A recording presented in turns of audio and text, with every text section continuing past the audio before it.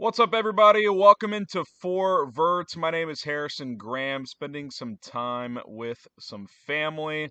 So, filming a little college football reaction episode here. A lot of good action yesterday in the first real Saturday of the college football season. I know we had week 0 last week, and Georgia Tech had an awesome upset, so that was nice little teaser. But yesterday was fantastic. You had some big time performances from Georgia, had some almost upset alerts with Abilene Christian, my hometown, almost taking down Texas Tech, a few other notable games. So we're going to get to my top takeaways of the day. We'll take a look at USC-LSU tonight, and then we'll wrap it up here. But if you want daily college football or NFL YouTube videos for free, this is the channel for you. Hit the subscribe button, turn on those notifications. We will continue to pump out content. Obviously, week 1 of the NFL season gets going in just a few days, so we'll continue to ramp out our NFL coverage as well. Let's start with the early slate yesterday. The kind of headliner of the day, at least on paper, didn't play out that way, was Georgia and Clemson, the number 1 ranked Bulldogs and the 14th ranked Tigers. I thought Georgia would win this game convincingly, and that is exactly what happened. They just have better athletes all over the field, especially on offense. Clemson's defense can hang. It's probably a top 20 defense in the country, but after 2.5 quarters of keeping them in the game, eventually they run out of steam and Georgia pulls away 34-3. And, I put out a little YouTube short on the channel yesterday, and I'll kind of expand on my thoughts here. I think Dabo Swinney's in trouble, man. And I don't mean that he's literally on the hot seat, like Clemson could fire him this year or after this year. But if you're high up in that athletic administration at Clemson, if you're a big time alum and you're watching this and you've seen this start to slip over the past couple of years, don't you have to have a serious conversation with Dabo at some point and say, listen, you're an unbelievable coach, 2 national championships. We like everything you stand for. But at the end of the day, you're not evolving, whereas the rest of the sport is. He refuses to use the transfer portal. He doesn't like NIL, and I don't think NIL is a perfect system. I think there's a lot of flaws, but you know what? If you don't use these to your advantage, you're going to get lapped. And I think you're seeing that play out, and it started about 2 years ago with Clemson starting to lose its grip as one of the best teams in the country. And I watched yesterday, and you're just like, they got no shot of being Georgia.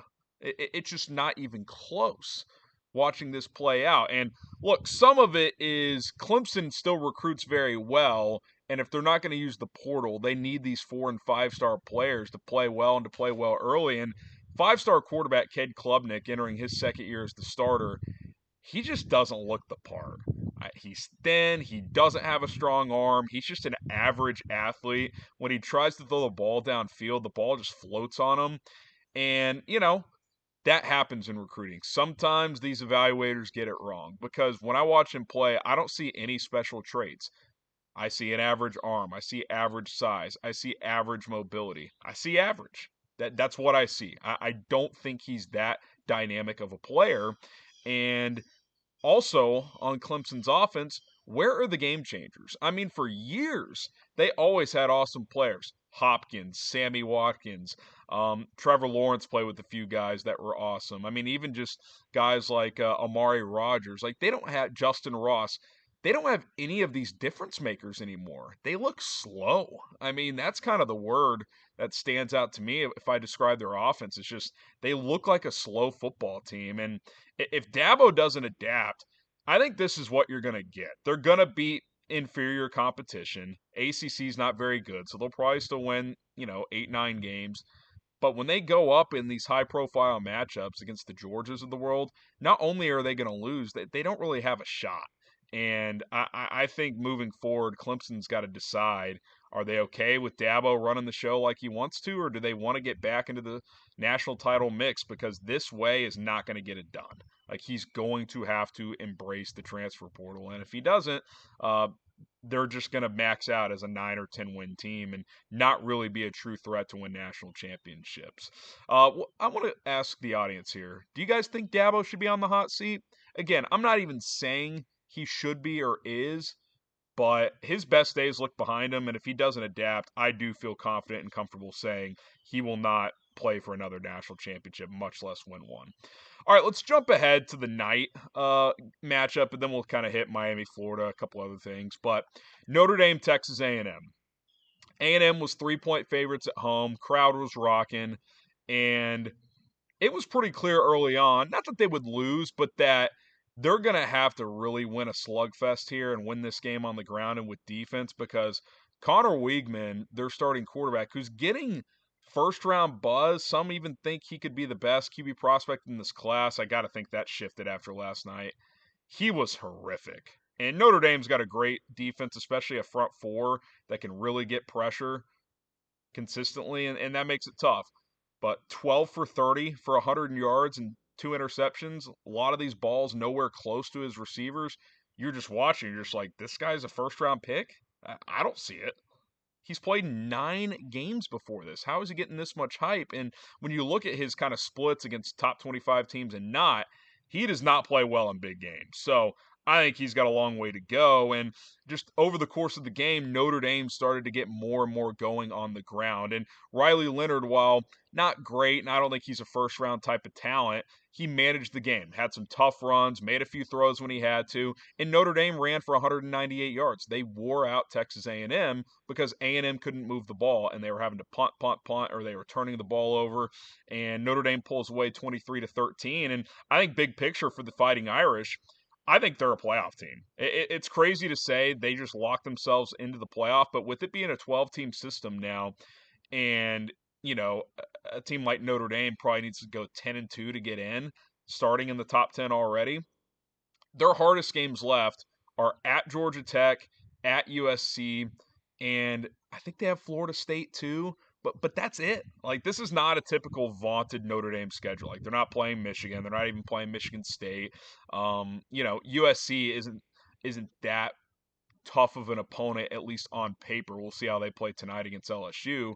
I think that was huge for Notre Dame to win last night, because now they have some margin for error. They could lose one of the Louisville's the other toughish game if they kind of do what they did last year. But yeah, they don't have any games on paper where you're like, oh, they're going to be big dogs in that game. They could be favored the rest of the way. So, if they go 11-1 or better, they're for sure a lock, and 10-2 probably gets them in. So Notre Dame, if anyone has punched a playoff ticket through 1 week, unless they fall off a cliff or have some major injuries, I think they're in great position. For A&M, they got a lot of tough games coming up throughout the rest of the season. Obviously, they've got the Texas rivalry being renewed, but they go to Missouri, I believe. They've got, just pulling it up here, let's see here. They have Arkansas in a couple of weeks. Missouri's actually at home. They have LSU at home, so that helps. At Auburn, Texas at home. So their tougher ones are at home, but, I mean, Notre Dame at home, and you just kind of got bullied last night. So not a great debut for Mike Elko in his first game as A&M's head coach. Some other thoughts around the sport. I liked Miami coming into this year as the team to beat in the ACC, and through 1 week, I'd say that's aged pretty well. Florida State dropping their game last week. They play Monday night against Boston College. We'll see if they bounce back. But you look at the course of the ACC, Clemson hammered by Georgia. Some other teams going down or just looking not that competitive. North Carolina doesn't look that good. Like Miami with Cam Ward at quarterback, Damian Martinez at running back, and Xavier Restrepo. I get it. Florida's not that good, but they hammered them in Gainesville, 41-17, and Cam Ward threw for almost 400 yards. And he's throwing like sidearm flicks like he's Patrick Mahomes or something. Like, he looks really, really good. I think he's going to be in the Heisman mix this year. And I'm not a big Mario Cristobal guy. He has cost his teams games in the past with bad clock management and bad in-game decisions. But if he can just kind of stay out of the way in terms of not doing anything stupid, I think they have the most talent in the ACC, because they have an elite quarterback and they have multiple high-level skill players, and they're loaded on defense. They hit the portal hard. They've got pieces in place to slow people down. So I think that they're going to be in a good position here moving forward in the ACC, and their schedule's not that tough either. They only play one of Florida State or Clemson. Can't remember off the top of my head, but they'll be favored in that game more than likely. So, yeah, I think they end up winning the ACC this year. It's only one weekend, but they just look the part. They have the ingredients to make a run in that conference. So I like what I saw from Miami. On the flip side, Billy Napier, many considered him on the hot seat entering this year. That's only going to heat up after this.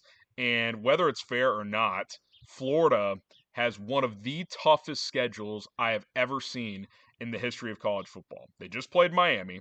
They play Texas A&M in 2 weeks, at Mississippi State. UCF for a non-con game is not easy. At Tennessee, Kentucky, Georgia, at Texas, LSU, Ole Miss, at Florida State. They play Samford next week, so they should win that. But for the rest of those games I listed off, I mean, you better win at Mississippi State. You better beat UCF at home, because if you don't, this team could go 2-10. And I don't think they're that good, but I don't think they're that bad. They will not stand for that, though. Napier will not survive a 2 or 3 win season, so I think he's in big trouble. It has not worked out since he took over for Dan Mullen, and the schedule's not going to get easier. So for Florida, I think they're in big trouble. Little rapid fire. Ohio State kind of farted around for a while, but they hammered Akron 52-6. This was a weird one. Oregon 24-14 over Idaho, and it was 17-14 late, and you're just like, what's going on here? Statistically, Dylan Gabriel had a good day, but they turned the ball over on downs multiple times. They had an untimely turnover. A win's a win, but that was not a great start. Texas hammered Colorado State 52-0 at Michigan next week. The Horns are, so that's a big matchup. Michigan, they struggled a bit, and their offense, they're going to have trouble throwing the football this year, but their defense is loaded, and they should still be able to run the ball fairly effectively. They pulled away late over Fresno State 30-10, but that was 23-10, and Fresno State was inside the 10-yard line and threw a pick six to Will Johnson. If they score there with about 3 minutes left, that could have gotten dicey late. So that's a big matchup next week. Bama and Ole Miss cruise over Western Kentucky and Furman. Penn State, this was a nice win, 34-12 over West Virginia. Drew Aller looked better. We'll see if in the bigger matchups if he can play well, but I thought he was solid. Nico Iamaleava for Tennessee taking over at quarterback had a big day. They hammered Chattanooga 69-3. Tennessee, Oklahoma here in 3 weeks or so. That's a big game in the SEC. The winner of that game could kind of enter the playoff conversation, in my opinion. I think they're both kind of on the outside looking in right now. But I think both those teams have a shot to really make a run. The winner of that game, especially. Oklahoma State 44-20 over South Dakota State. Kansas State 41-6 over UT Martin. Arizona, how about this? Titera McMillan. Learn the name for Arizona. Probably butchered that first name a little bit. 304 yards receiving and 4 touchdowns in a 61-39 win over New Mexico. I don't think Arizona's going to stop many people, but they will have a top 5 offense in college football with McMillan and quarterback Noah Fafita, who threw for over 400 yards. So they're going to be fun to watch in the Big 12 this year. And then to round out the top 25, Iowa 40-0 win over Illinois State. Quick thoughts on tonight's matchup, USC and LSU.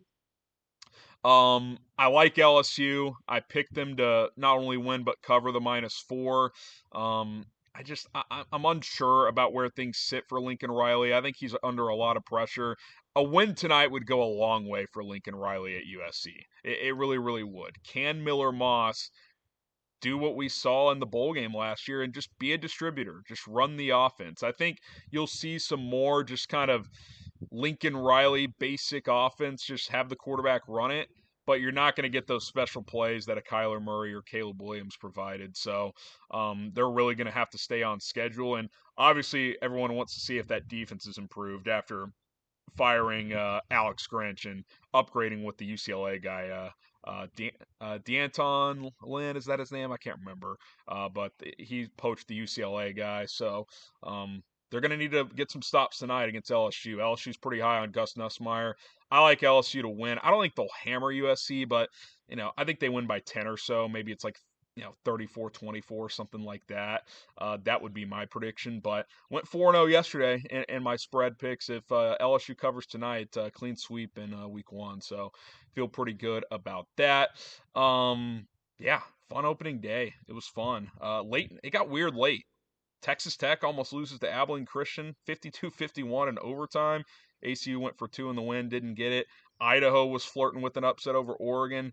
Like I said, Michigan, Fresno State was dicey late. So you kind of got a little bit of everything. Good games, blowouts, close to upset alerts. It was fun, and we got the game tonight, and then Florida State and Boston College tomorrow night. So college football is back. NFL gets going this Thursday night, Chiefs, Ravens, so that's fantastic as well. Let us know in the comments, USC, LSU, who you rolling with tonight. I'll take the Tigers. They cover the 4 and win outright, obviously. My name is Harrison Graham. If you want more content for free, hit the subscribe button. We'll see you guys soon.